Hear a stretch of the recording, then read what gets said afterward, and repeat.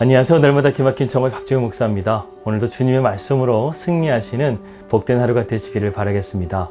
우리는 계속해서 Why Church, 왜 교회가 이 땅 가운데 소망이 될 수밖에 없는가, 이것에 대해서 함께 고민하고 함께 생각해 보고 있습니다. 어제에 이어서 서문학교회를 계속해서 함께 생각해 보려고 합니다.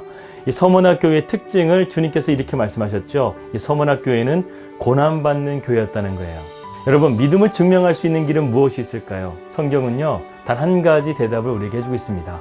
그것은 바로 고난이라는 것입니다.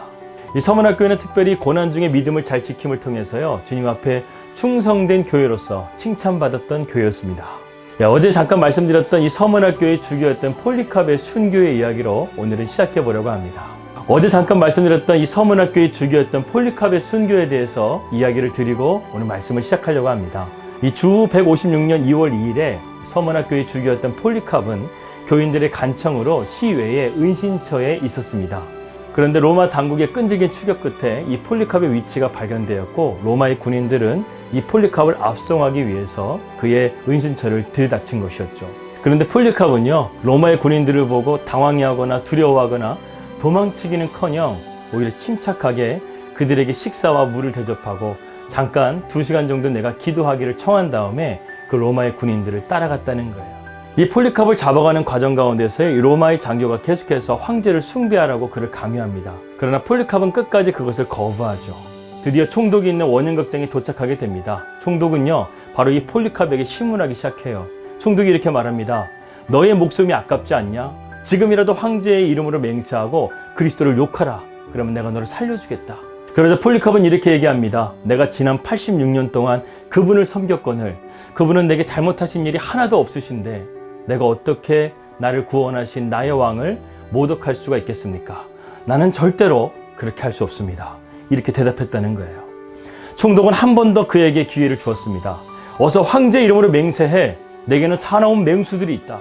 내가 마음을 바꾸지 않으면 너를 맹수들 앞에 던져버리겠다. 이렇게 말하니까 폴리캅이 이렇게 대답했다고 합니다. 맹수들을 불러오시오.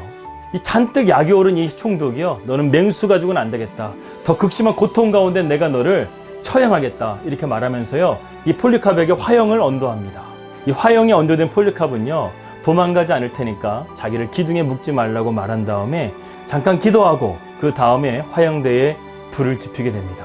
그는 이렇게 기도했다고 해요. 오 전능하신 하나님, 사랑의 아들 예수 그리스도의 아버지여, 저희는 예수님을 통해 아버지를 알게 되었습니다.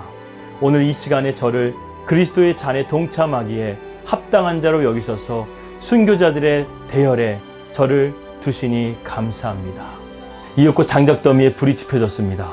그런데 바람이 불어가지고요, 이 불길이 폴리캅을 닿질 않자 로마 군인이 이 폴리캅을 찔러서 처형을 마무리하게 됩니다. 폴리캅의 고통도 거기서 끝나게 되죠. 우리는 계속해서 고난받고 있는 이 서문학교회를 살펴보고 있습니다. 주님은 서문학교회만 고난으로 부르신 것이 아니에요. 어느 시대를 막론하고 주님의 교회는 고난을 받았습니다. 성경은 말합니다. 고난은 모든 참된 그리스도인과 교회에 필연적으로 따라오는 것이다. 마태복음 5장에 보게 되면 예수님께서 팔복 가운데 이런 말씀을 하시죠. 나로 말미암아 너희를 욕하고 박해하고 거짓으로 너희를 거슬러 모든 악한 말을 할 때에는 너희에게 복이 있나니 기뻐하고 즐거워하라. 하늘에서 너희의 상이 큼이라. 너희 전에 있던 선지자들도 이같이 박해하였느니라. 예수님이 이 팔복의 마지막 복의 고난의 복을 말씀하셨다는 것입니다. 주님은 또한 요한복음 16장에서 이렇게 말씀하셨습니다. 세상에서 너희가 환난을 당하나 당할 수밖에 없으나 담대하라. 내가 이미 세상을 이기었노라. 여러분, 기독교의 역사는요, 바로 이러한 고난을 이겨내는 것을 통하여 교회가 이 땅에 참된 교회라는 것을 증명해 왔다는 것입니다. 1945년 4월 9일에 독일의 목사 디트리히트 보네퍼는 이렇게 말을 합니다. 고난은 참된 그리스도인이 달 수 있는 배지와 같다. 제자도란 고난받으시는 그리스도께 충성한다는 뜻이다. 따라서 그리스도인들이 고난으로 부름받은 것은 전혀 놀랄 일이 아니다. 지금도 세계 각지에는요, 이 기독교를 믿는다는 이유만으로 고난받고 핍박받는 교회들이 얼마나 많이 있는지 모릅니다. 멀리서 찾을 것도 없어요. 바로 우리의 동족 북한만 보더라도요, 기독교인이라는 것이 발각되면 최고형을 받아서 탄광으로 끌려가던가 아니면 총살로 사형을 당하고 있습니다. 그렇다면 오늘날 우리는 어떻습니까? 사실 인간의 본성은요, 고난 앞에 움츠러들 수밖에 없는 거예요. 그래서 부끄럽게도 우리는 타협으로 고난을 피하려는 경향이 있습니다. 그런데 세상은 왜 이렇게 기독교를 핍박하는 것일까요? 그 이유는 바로 복음에 있습니다. 복음은 인간이 듣기 싫어하는 것을 말하기 때문에 그래요. 복음은 우리의 죄와 죄책감을 깨닫게 합니다. 하나님의 진노와 심판을 말합니다. 정직과 절제와 겸손과 온유한 삶을 살아야 된다고 우리에게 말씀하고 있습니다. 여러분, 우리가 살고 있는 이 세상은요, 그러한 것을 달가워하지 않아요. 괜히 이런 말을 듣게 되면 양심에 가책이 되거나 아니면 기분이 상해서요, 박해를 불러일으키게 된다는 것입니다. 그래서 대부분의 설교자들은요, 이러한 박해를 면하려고 그러한 진리를 침묵하고 사람들이 듣기 좋아하는 말만 한다는 거예요. 하나님의 축복은 너무나 좋습니다. 하지만 그 축복을 받기 위해서 우리가 죄인이라는 것을 자각하고 주님 앞에 참된 회개 가운데 나아가고, 그리고 날마다 우리가 거룩한 삶을 살아가기 위해서 나 자신을 죽여야 된다는 것에 대해서 오늘날 강단에서 그렇게 말씀을 전하고 있지 않다는 것입니다. 오늘날의 사람들은요, 정직함, 순결함, 경건함, 절제함, 자기 희생에 대해서는 매력을 못 느껴요. 언론이나 미디어나 영화나 드라마를 보더라도요, 자극적인 내용들로 가득 차 있지 이러한 바른 것에 대해서는 찾기가 힘들다는 거예요. 물론 우리가 폴리캅처럼 무조건 순교자가 되어야 된다, 이런 말을 하는 것이 아닙니다. 다만 우리가 세상과 타협을 덜 하고 살아간다면 고난은 우리 삶 가운데 더 많아질 것이라는 것을 말하고 있는 거예요. 이 서문학교회가 고난받은 교회가 된 단 하나의 이유가 무엇인지 아십니까? 그것은 바로 그들이 세상과 타협하지 않았기 때문에 그렇습니다. 그런데 놀라운 사실이 하나 있어요. 세상은 그러한 서문학교회를 미련하다, 어리석다, 분노하고 조롱하고 손가락질하지만 주님께서는 이 서문학교회에 칭찬을 하셨다는 것입니다. 이 서문학교회의 편지를 가만히 묵상해 보면요, 사랑의 주님이 이 서문학교회가 세상과 타협하지 않고 주님의 제자의 길을 묵묵히 걸어가는 모습을 보시고 계신다는 것을 알게 됩니다. 그들은 주님 때문에 궁핍했고, 주님 때문에 비방을 받고, 주님 때문에 감옥을 갇히고, 주님 때문에 죽을 수밖에 없는 그러한 삶이었지만, 그들이 묵묵히 믿음을 지켜가는 삶을 통해서 주님은 그들을 칭찬하시고 그들의 믿음을 격려하고 있었다는 사실을 우리는 볼 수 있다는 것이죠. 또 한 가지 우리가 깨달을 것이 하나 있습니다. 그것은 무엇이냐면, 세상에 다 몰라져도요, 우리 주님이 알고 계시면 된다는 거예요. 주님은 이러한 서문학교회를 영원히 잊지 않으시고 그들을 칭찬하시고 성경에 영원히 기억되도록 하시고 그들을 천국으로 인도하여 주셨다는 사실입니다. 그렇기 때문에 이 서문학교회에 대한 편지는요, 주님의 위로와 격려로 가득 차 있어요. 너희가 장차받을 고난을 두려워하지 말라는 거예요. 너희가 죽도록 충성하라는 거예요. 여러분, 우리가 고난의 길을 가다가 멈춰버렸다고 한다면요, 주님께서 이런 말 하지도 않았을 거예요. 그런데 서문학교회는 가능성이 있었다는 것입니다. 어떤 가능성? 이들이 고난 가운데서도 그들의 믿음을 굳건하게 가지고 갈 그런 가능성이 있었기 때문에 그들이 순교자의 길까지 갈 수 있는 그런 특별한 은혜를 이 서문학교회에게 하나님께서 허락하셨다는 거예요. 가끔 간증 프로그램을 보게 되면 이런 생각을 할 때가 있어요. 어떻게 저렇게 어려운 시험을 당할까?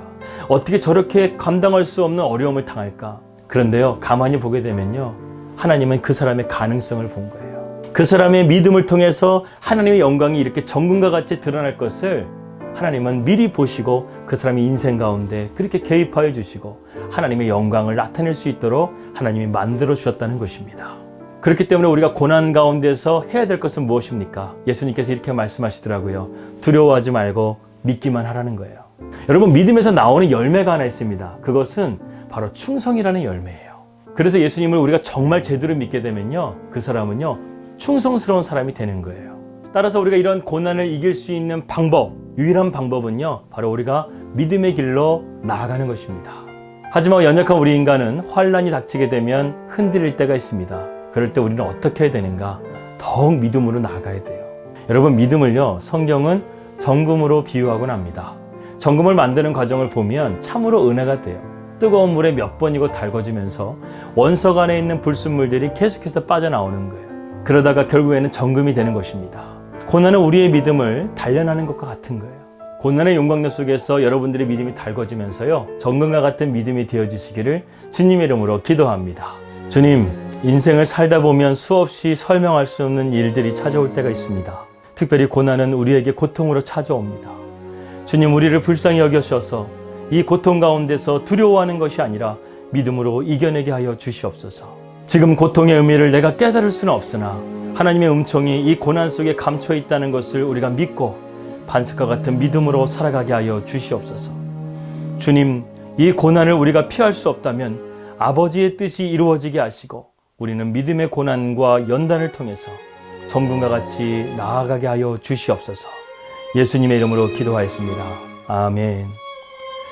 여러분, 세상이 아무리 뭐라 하더라도요, 하나님께서 이 땅 가운데 소망으로 주신 것은 바로 교회라는 사실을 깨닫고 우리가 서모나 교회처럼 고난 가운데서도 정금과 같은 믿음을 하나님 앞에 드릴 수 있는 그러한 사랑하는 날기정 식구들이 되시기를 주님의 이름으로 기도하겠습니다. 이 땅에 있는 교회들이여 일어나라. 우리 믿음으로 승리합시다. 할렐루야.